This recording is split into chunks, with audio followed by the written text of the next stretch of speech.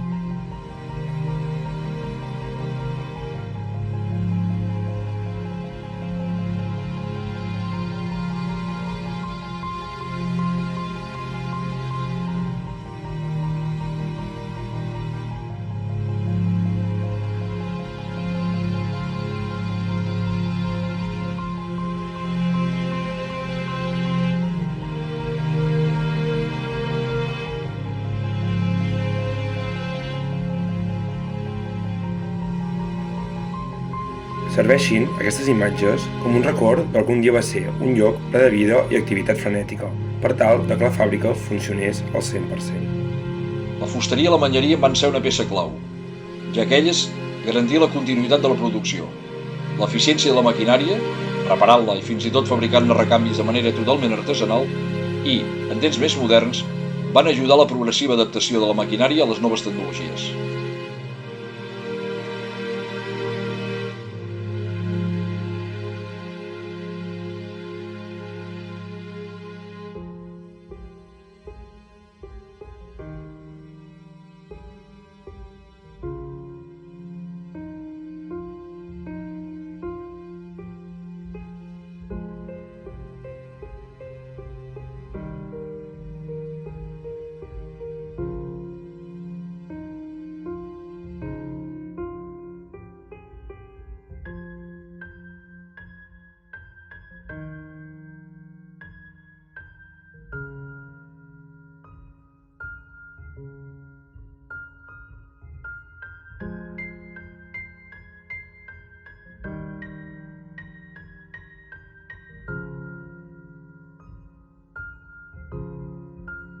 Aquest vídeo no vol ser un exercici de nostàlgia, sinó un record del que un dia va ser, del que és i del que podia haver estat.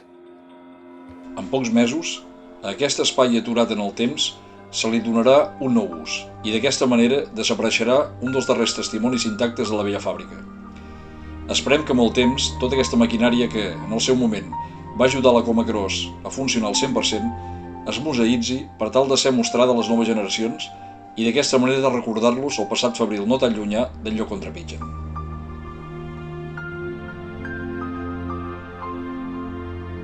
Això és... Història d'Espardenya, 100%.